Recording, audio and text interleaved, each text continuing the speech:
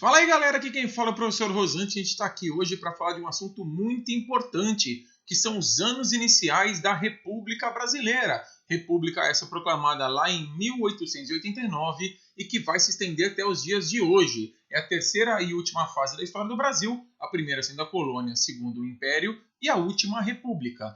E a primeira fase da República a gente chama de República Velha, que é um período que dura entre 1889 e 1930. Mas na República Velha nós temos então duas fases. E a primeira fase é o que a gente vai ver hoje, que é a chamada República da Espada. Entre 1889 e 1894, você vai ter a fase da República da Espada, que ganha esse nome porque os dois presidentes que governam o país nesse momento eram militares, eram marechais, daí República da Espada. E vamos entender então por que esse período é importante para moldar, para consolidar o sistema republicano brasileiro. Vamos lá. O nosso primeiro presidente, o Marechal Deodoro da Fonseca, que vai ficar no poder entre 1889 e 91, ele teve duas fases de governo. A primeira fase é um tapa-buraco, é um governo provisório. E olha que irônico, o primeiro presidente do Brasil, o senhor Marechal Deodoro da Fonseca, esse cara aqui, ó, que a gente vai marcar com uma setinha aqui. Vamos lá, ó. Esse carinha aqui, esse senhor, ele literalmente ele tinha uma ideologia monarquista. Ele não era republicano. Ele proclamou a república porque ele percebeu que a república iria ser proclamada. E ele proclamou a república porque ele percebeu que era um processo inevitável e que talvez ele conseguisse, então, evitar radicalismos contra o Dom Pedro. E ele conseguiu, de certa forma, fazer isso porque a família real acabou indo embora sem grande violência. Esse cara não entende o processo republicano. Isso era tão claro que ele não se tornou o herói da República. O grande herói, o mártir que o Brasil escolheu como herói da República, como símbolo da República, é o Tiradentes, que morreu lá atrás, basicamente 100 anos antes, em Inconfidência Mineira, 1789. O Tiradentes foi executado anos depois do processo, mas o movimento que ele faz parte é literalmente 100 anos antes da proclamação da República. E você vai escolher ele como herói da República, porque ele era um republicano mesmo. Aqui faltava uma imagem de um republicano que fosse forte e representativo para que todo mundo entendesse. Até porque o Brasil literalmente fez a proclamação da República, o processo aconteceu e a população não entendia direito qual era a mudança que realmente estava ocorrendo no Brasil. Tanto que tem uma frase muito famosa de um político e jornalista da época, Aristides Lobo, que dizia: e o povo assistiu a tudo bestializado, sem saber o que estava ocorrendo. Ou seja, ninguém entendeu direito quando essa república começou qual seria a real mudança em relação ao império. Mas vamos entender quais foram as mudanças. E vamos entender por que de cara o nosso amigo Marechal Deodoro teve que resolver uma questão de símbolo pátrio. Porque ele era um cara que gostava muito e valorizava muito o nacionalismo, os valores brasileiros. E ele ficou muito, muito irritado quando apareceram com um projeto para colocar uma bandeira nova para o Brasil. E o projeto propunha que se criasse essa bandeira aqui, ó. Essa bandeira, olha só. Ela é exatamente uma cópia barata da bandeira norte-americana. Até porque já deixava claro que o Brasil estava seguindo os moldes republicanos norte-americanos como exemplo. A gente mudou inclusive de nome. A República Federativa do Brasil, na verdade, esse nome atual, na época foi os Estados Unidos do Brasil. Ou seja, era a ideia de um projeto republicano, de se criar ali um molde que copiava os Estados Unidos, e aí a bandeira foi essa apresentada. Ele ficou irritadíssimo e falou: vocês estão de brincadeira? A nossa bandeira é um símbolo reconhecidamente belo e que o mundo todo admira.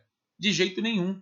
Ele recusou essa bandeira, não autorizou o uso dela, e aí falaram: mas a gente não pode usar a bandeira do Império. Ele falou: claro que pode, é só tirar o símbolo do Império. Então, no meio do losango amarelo ficava o brasão do Império. Ele foi retirado e se colocou no lugar a orbe celeste, esse círculo azul com uma faixa escrito Ordem e Progresso, que era o lema do positivismo que influenciou tão fortemente os militares no processo de república.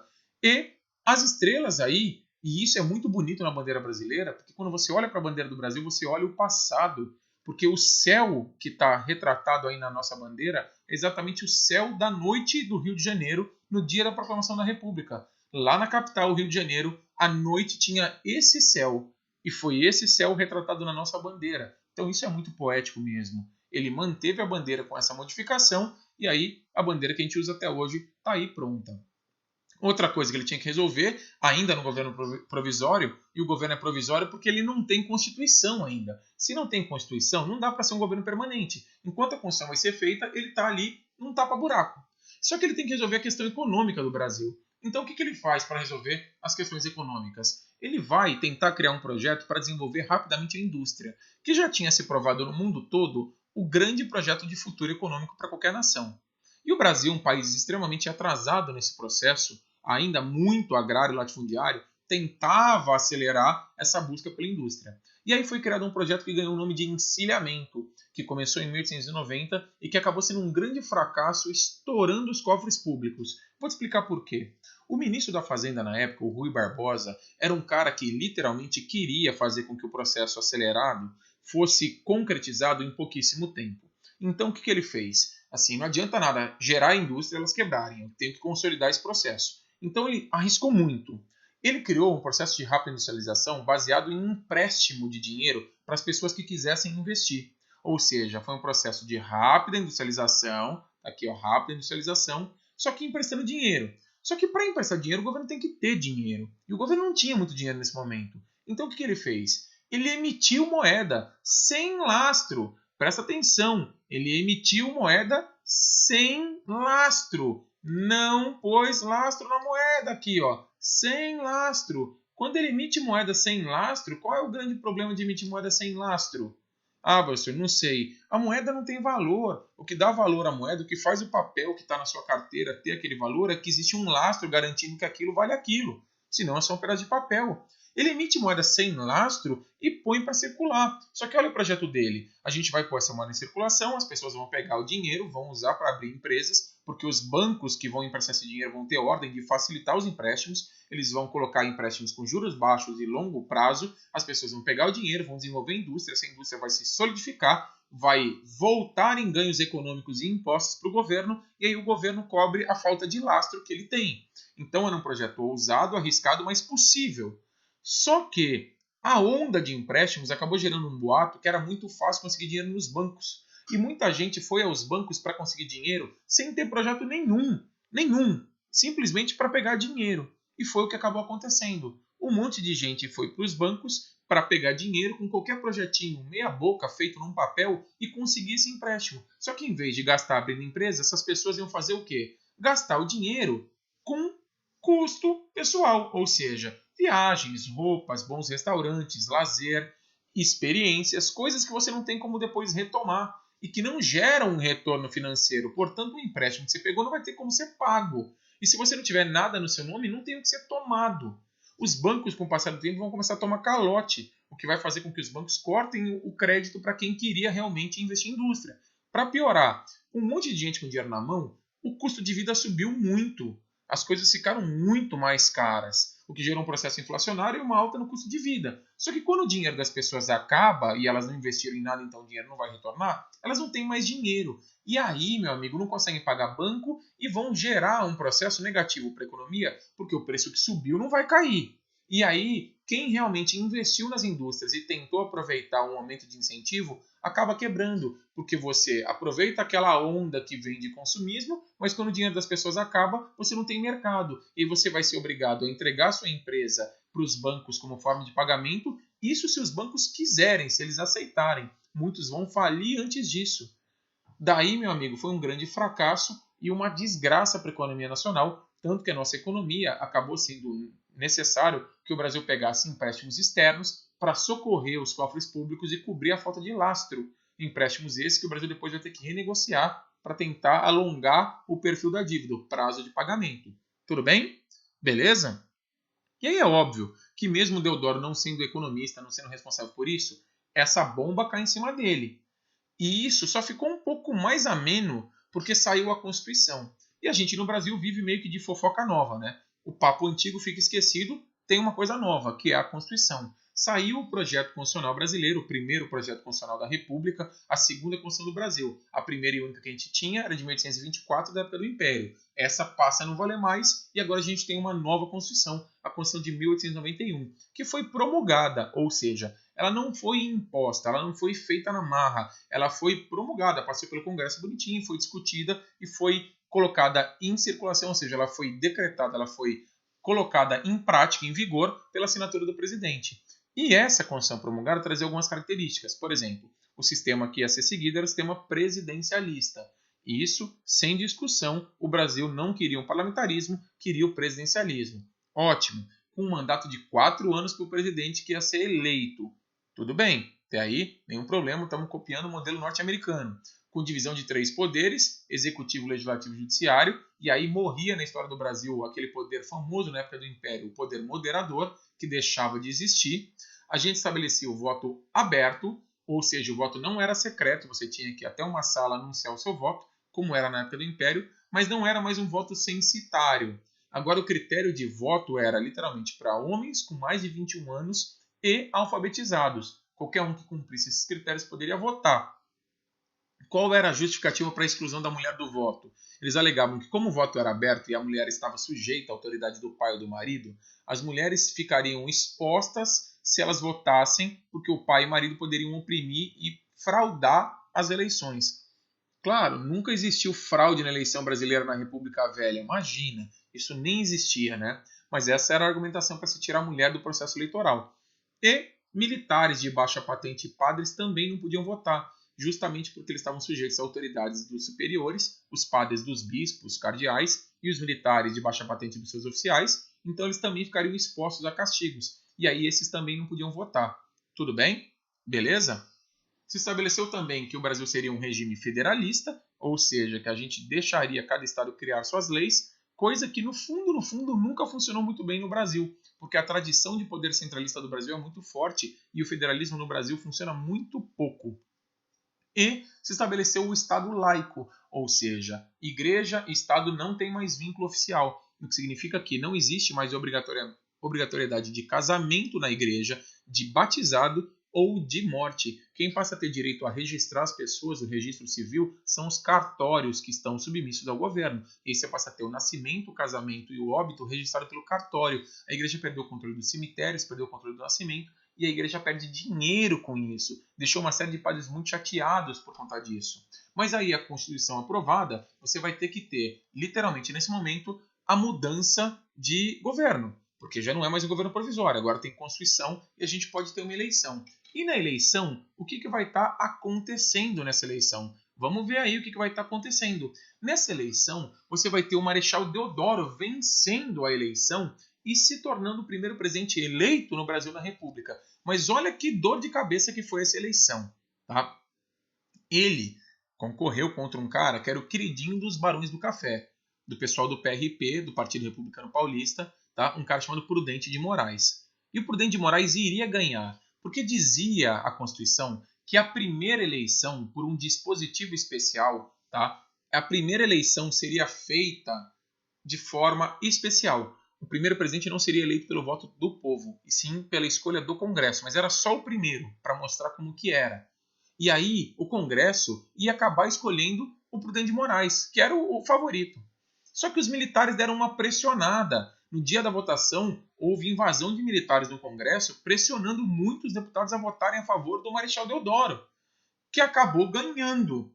Ele ganhou, graças a esse dispositivo transitório que não permitiu o voto direto, ele acabou ganhando com essa pressão dos militares, ele acabou sendo eleito, mas o vice eleito foi da chapa de oposição, que era o vice do Prudente de Moraes, um marechal também, o Marechal Floriano Peixoto. Por quê? Porque a chapa era chapa aberta. Você votava no presidente e votava no vice. Então era possível acontecer isso. E aí você tem ele sendo eleito, mas o Marechal Floriano como o vice dele. Tá ótimo. E aí começa o governo dele. Quando o governo começa, é um governo que, em tese, deveria respeitar a Constituição e tripartição de poderes, federalismo, tudo bonitinho, né? Só que ele vai fazer um governo extremamente centralizador e autoritário. Ele é um marechal, cara. O que você espera de um marechal? Você acha que o marechal vai fazer um governo que não seja centralizador? Você já viu algum general chegar no quartel, no acampamento, onde os soldados estão lá dormindo, dar uma bica na porta às 5 da manhã e falar para o soldado assim: vamos fazer uma assembleia para ver quem quer marchar?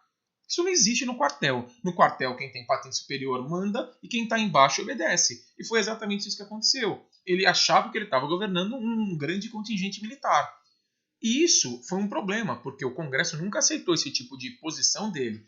Para piorar, o Brasil se afundou numa crise econômica por conta do encilhamento, e isso era culpa dele, porque afinal de contas, quem era o ministro? O Rui Barbosa, quem tinha indicado?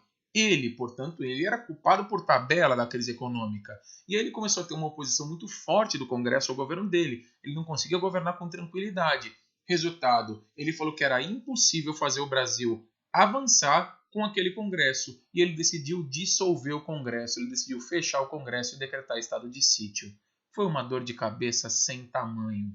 Quando esse cara fecha o Congresso e decreta estado de sítio, que é o momento onde o chefe do executivo governa sem o Congresso em situações especiais, ou seja, normalmente é caos público. Você decreta estado de sítio para você poder fazer decreto que já vire lei aplicada para não precisar passar pelo trâmite legal de discutir no judiciário, passar pelo legislativo, ou seja, é um momento especial para acalmar os ânimos do país. Ele estava gerando tumulto, ele não estava acalmando nada, ele dissolveu o Congresso e criou esse estado de sítio.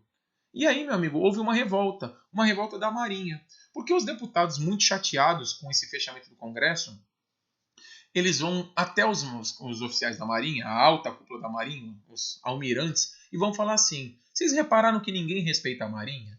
Ninguém está nem aí para a Marinha? E é verdade, cerca de 95% das Forças Armadas brasileiras era o Exército, 5% a Marinha. Então a Marinha era um grupo muito pequeno. E a Marinha nunca era constada para nada, a Marinha ficava sempre em segundo plano. E aí esses marinheiros se doeram. Esses grandes almirantes vão falar: é verdade.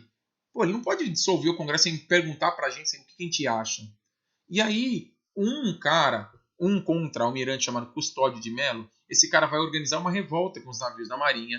Ele vai acabar tendo apoio, inclusive, do cara que foi candidato a vice na chapa do Marechal Deodoro, um cara chamado Eduardo Vandenkolk, que também era da Marinha. E esses caras vão organizar um movimento para tentar derrubar o presidente.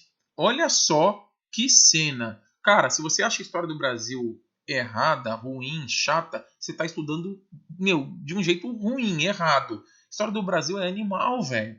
Olha isso, se isso aqui fosse história de filme nos Estados Unidos, já tinha virado cinema ali fácil. Você ia falar: nossa, olha o que eu tô te falando. A Marinha Brasileira encostou na capital brasileira, o Rio de Janeiro, e apontou canhão para dentro da capital e falou pro presidente assim: ou você renuncia, ou a gente vai bombardear a capital.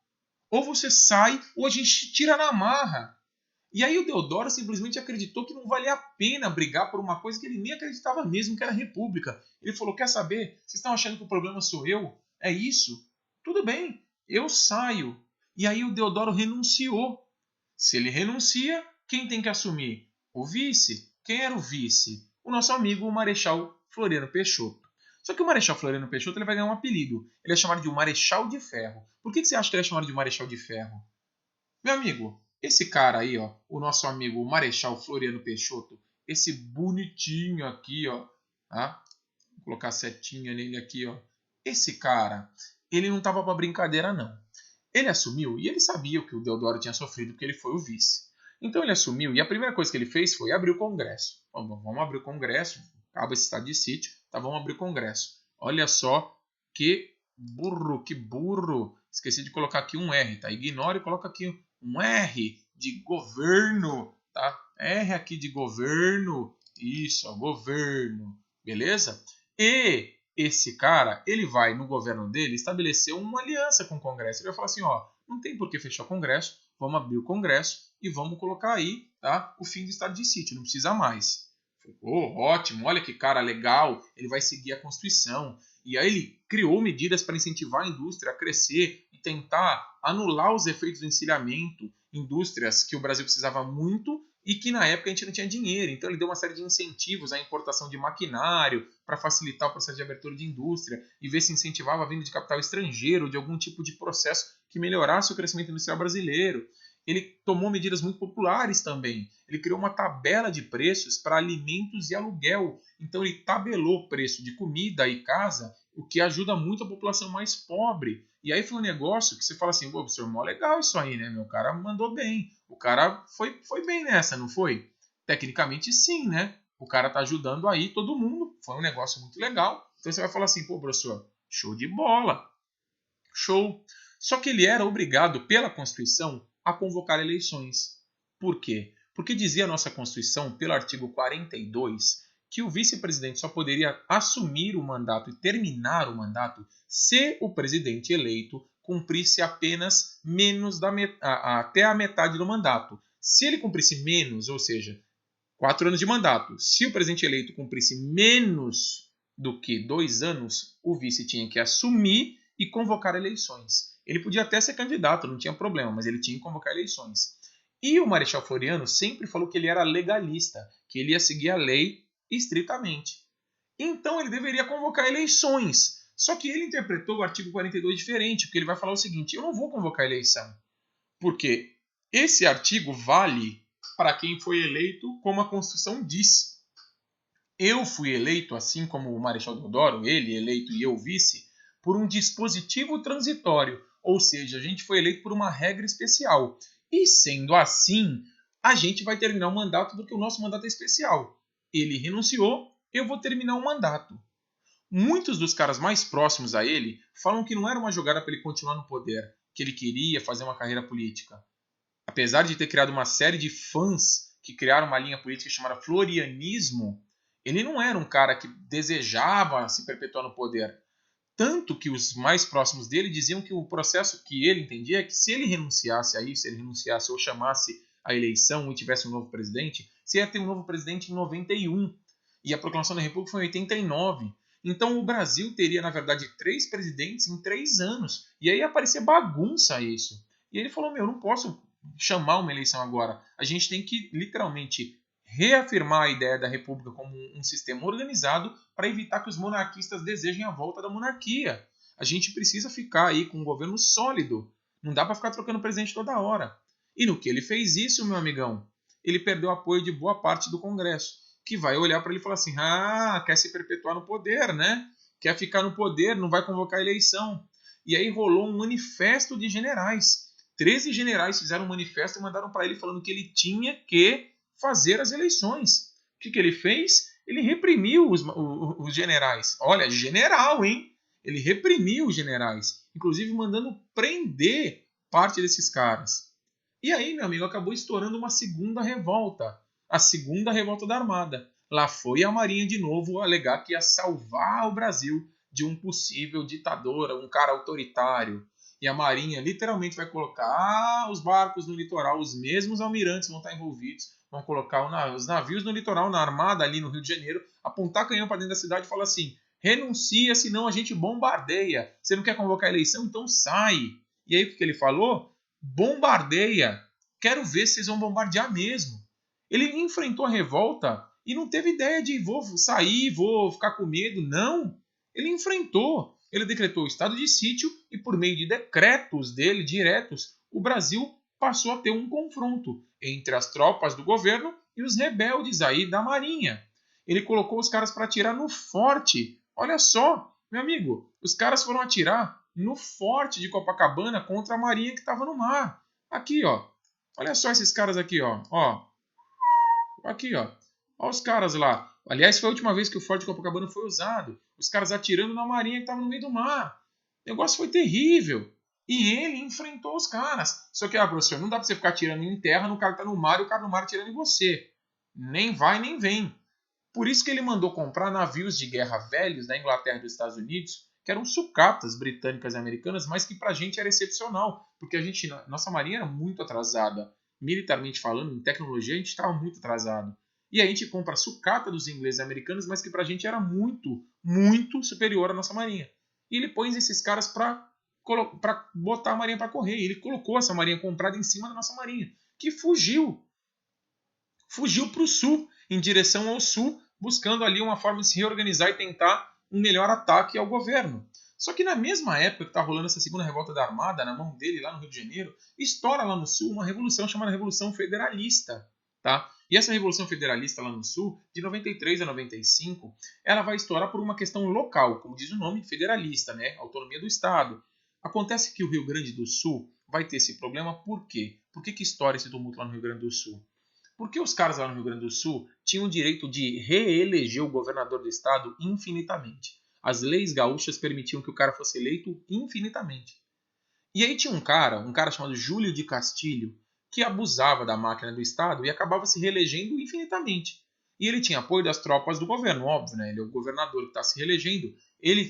A turma dele era chamada de pica-paus, porque as tropas do governo tinham uma farda que usava um cap azul e um penacho vermelho, por isso os pica-paus. E aí esse cara aí, literalmente, queria manter o seu poder. Contra ele vai aparecer uma turma que eram chamados federalistas, do Partido Federalista, que falava que eles tinham que mudar a Constituição do Estado para proibir essa reeleição infinita.